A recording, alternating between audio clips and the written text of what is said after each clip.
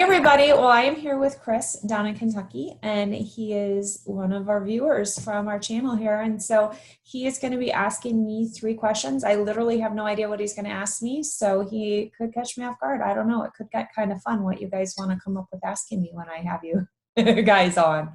So what is your first question, Chris? First question is, how does trauma to a deceased body change the way they're cared for? For example, prep room or viewings? What kind of trauma? Give me an example. Uh, well, what brought this question on was we had a ATV accident with massive head trauma. The funeral home that came, it was obvious. So how does that affect your care? Kind of pushed aside and just, you know what I mean? Yeah, well, and it's so a little bit is going to depend if they decide to do an autopsy or not. Because if they do an autopsy, that gives us access inside the head if there is head trauma for us to work from the inside out. There are some times that there's car accidents and, things that are pretty obvious what the cause of death is, that they decide not to do autopsies. And so we have kind of an enclosed structure sometimes. And the thing with viewing is you may not have any leakage. The head might be completely contained, but everything inside is shattered, so it doesn't look like the person. So for us to do restoration, we have to get into the structure to rebuild the structure. So a lot of it really depends on the family as well, if they want us to do the extensive restoration or not, because we may have to go in and then like a puzzle, put together the bone structure and then place the skin back over so that it looks like the person. So it doesn't even, the tissue structure or the tissue damage may not be as much of a concern as the structural damage, because we can wax and glue and, do things with skin. But it's that bone structure that we have to get in there to kind of put together. But our first step is always going to be preserving the tissue. So if it is something where there's going to be a viewing and embalming, we want to make sure the embalming is done well, and then we go to the restoration and restructuring of the person. So if it's cremation, we do our best so that the family can maybe see them before the cremation. It depends. Even if the face and everything is so badly damaged that they can't see the face, we'll wrap the face in a towel or something so they can come and hold the person's hand. I'm such a big believer in seeing is believing, even if it's a hand or something. Like, you're going to know your child's hand. You're going to know your spouse's hand. I've had a mother bring her 2 little girls in to see their dad, and his head was completely wrapped because there was not much left of his head after suicide. And she brought those kids in and they were going to see their dad's hand and they were going to see him there. And she was determined. She was stronger than I can ever imagine somebody would be, but we do what we can to show what we can show if they want to see something, I guess. Does that answer? Yes, that is great, because I think just getting to see something or feel something is great closure. Well, I think when you're told, hey, your kid just died in a car accident or an ATV accident, like conceptually for you to wrap your mind around that, like you need to see something. And people say, oh, it's going to be so much harder when they see the person. Well, what gets harder than your son or your child dying? Like, there's no harder. Like, you're at the bottom already. So all you can do is help yourself figure out the reality of it by letting yourself see something there. But there's so many people that say, well, it's going to be so much worse. Well, it can't get worse. Your kid is dead. Like, you're at the bottom there, and so I always press forward with seeing. Now, the other side of that, though, is it all depends too on the embalmer's skill and their comfort level. I know there's times in my career before I had maybe confidence or experience that I would never have attempted some of the restorations that can be done. And there's maybe people who have never had exposure to the training to do some of it. So what one embalmer might be able to do, another might not, or might not offer, or might not have the experience to even offer. So there is definitely skill level. So it really, you might get different experiences for the family depending on the funeral home. And it's not always the fault of the embalmer, because everybody is not going to be on the same skill level, just like with any profession. So I think that's something we see around here is the access to the training to be able to restore like that. You know, you don't see too many deceased that's been restored.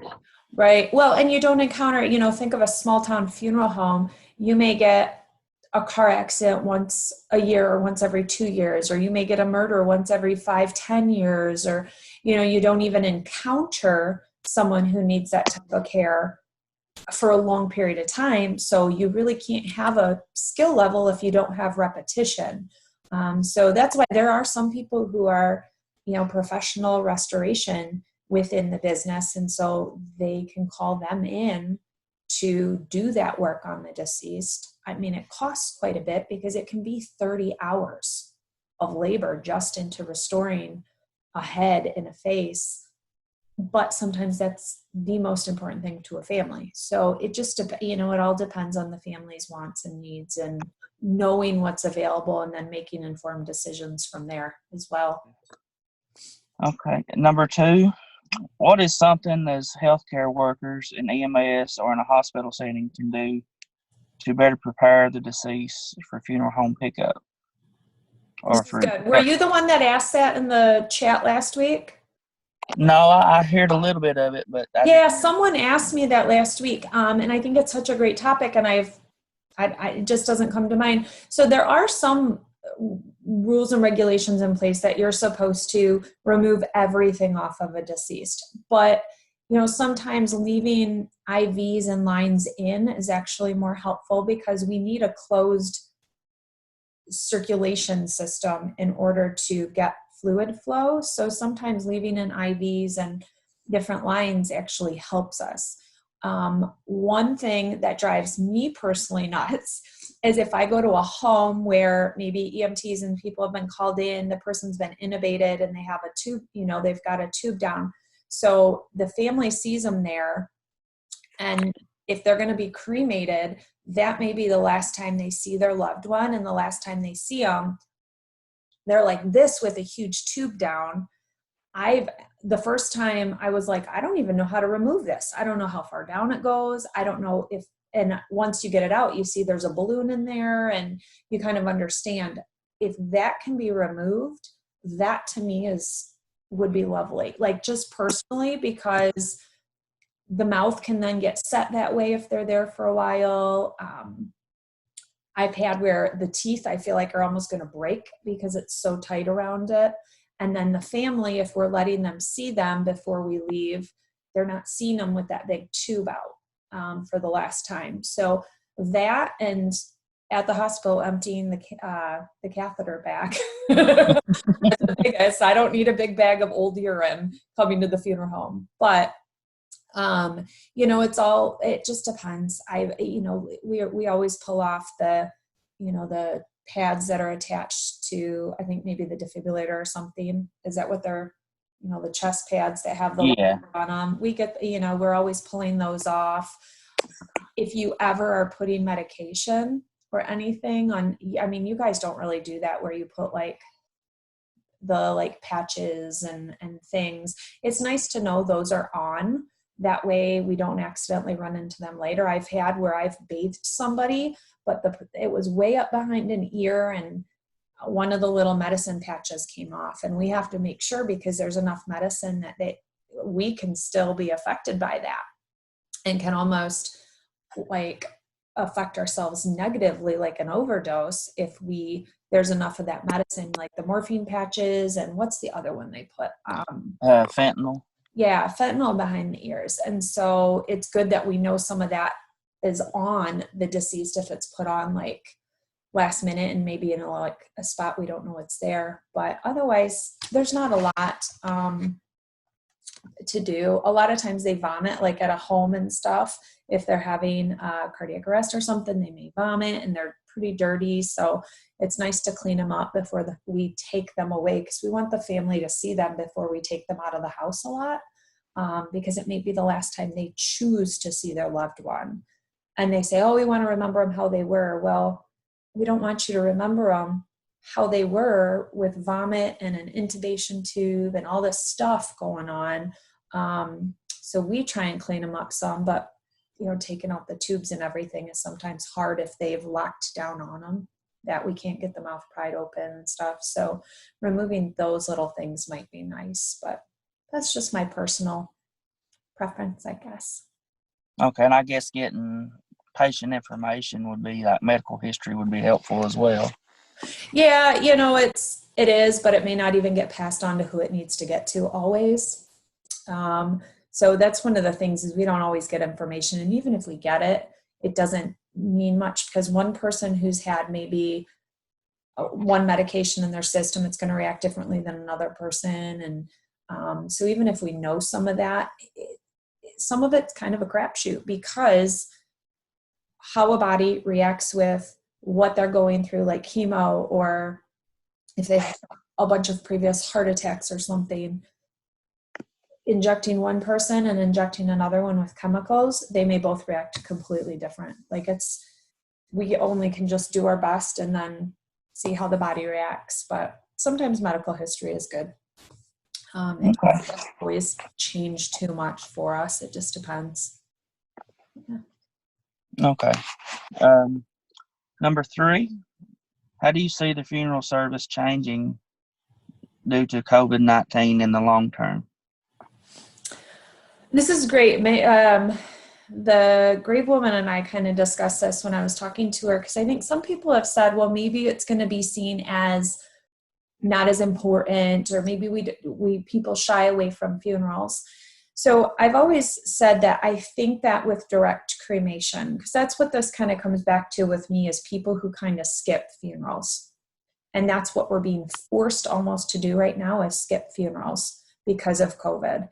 And so I think, like I've always said about direct cremation, I think it's going to cycle around, where we have this generation that started with a direct cremation, kind of skipping funerals. But the problem was their children then were not having funerals. They had no kind of moment that they could stop and reflect on grandparents. So then cycle forward now, we're kind of serving some of those families, and they're saying, my mom didn't have a service for when my dad died. We just did a cremation. I want to have a service for my mom. So I think there's a generation that's now seen the effects of not having a service. So I think moving forward, that is also going to be propelled, that there's a lot of people who are like, we didn't have a funeral and this is how it has affected me. I need to have a funeral next time. I want to have a funeral next time.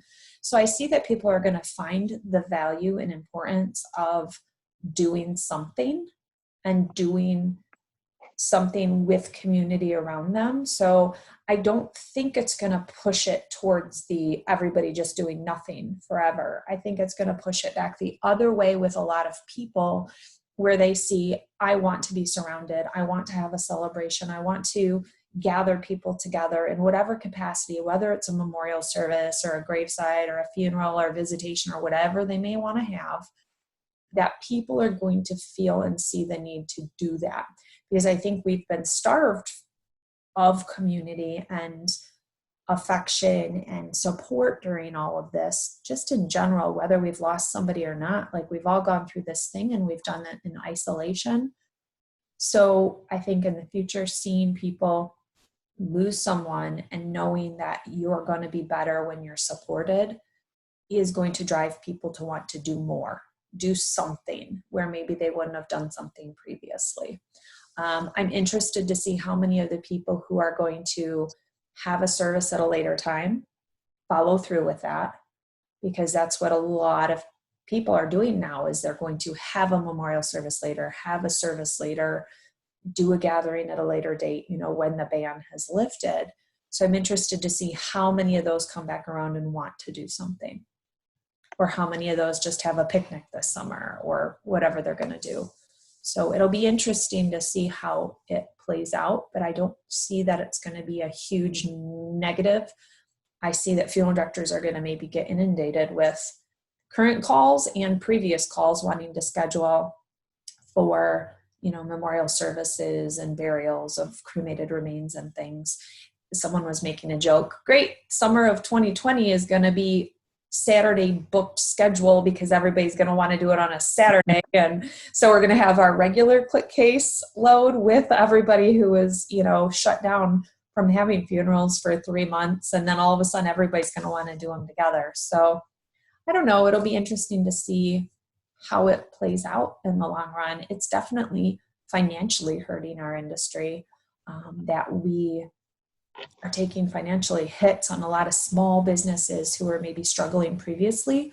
So I think that's going to be a huge effect on it as well, just like businesses in a lot of other industries. I've heard huge numbers of restaurants they think that won't reopen because they're going to have been shut down for so long. And, all these other small mom pop businesses that maybe aren't going to be able to bounce back after this.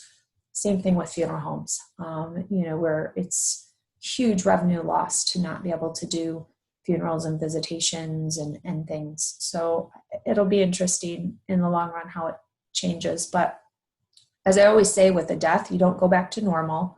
There's no going back. And I feel like this has been kind of like, there's been a big death sort of thing. And so we don't go back to normal. We go on a new path, and what that new path is going to look like, nobody can know because we've never, ever had this type of thing happen before. So it'll be interesting what happens going forward for sure. That actually helped me with the stress of the COVID-19, what you just said about going on a new path. Never looked at it like a death. It is, yeah. I wondered about the business side, and you touched on that.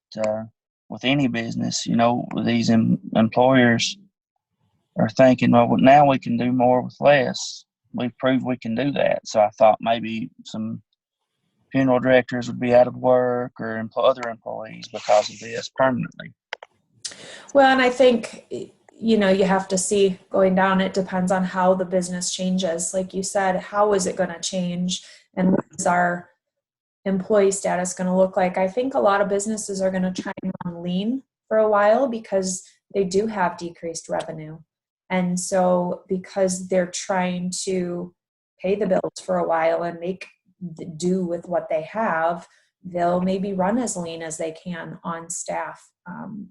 It's going to be, I think, a struggle economically as a country for a while in a lot of ways. And unfortunately, I keep saying everybody wants to blame somebody. We want to blame our government officials. We want to blame somebody, but the problem is it's the virus that's to blame. And it's, they're making the best informed decisions we can from the information we have. And there's just not enough information yet about this new virus. And they're just trying, and just like as funeral directors, when we sit down and tell people we can't do this, we're to blame because we're the messengers.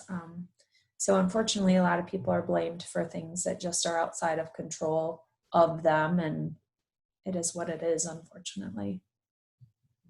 Yeah, I agree. And we have to come together and have each other's backs in each profession that's still working and get through together. Right.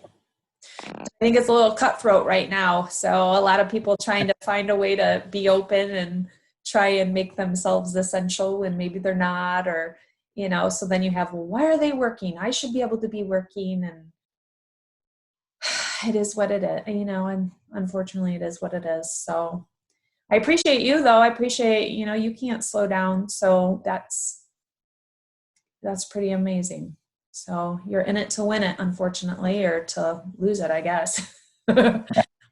Yeah. So are you coming off call right now, or are you? Yeah, I just left at 8. Okay. I don't know if we mentioned at the beginning, Chris is an EMT down in Kentucky, and so you have some long shifts, I think. Yeah, this was a 24-hour shift, this particular one, so it wasn't too bad. Well, go have some coffee, go home and sleep or something. Yeah, go crash. All right. Thanks for your time. You've opened Thank my eyes to the you. funeral business. I appreciate you. Well, take care, get home safely, and go get some sleep. I appreciate you doing this and asking me some questions. All right. Thanks for your time and look forward to Thanks, seeing your Chris. videos. All Yeah, right. I'll talk to you soon. Bye. Bye.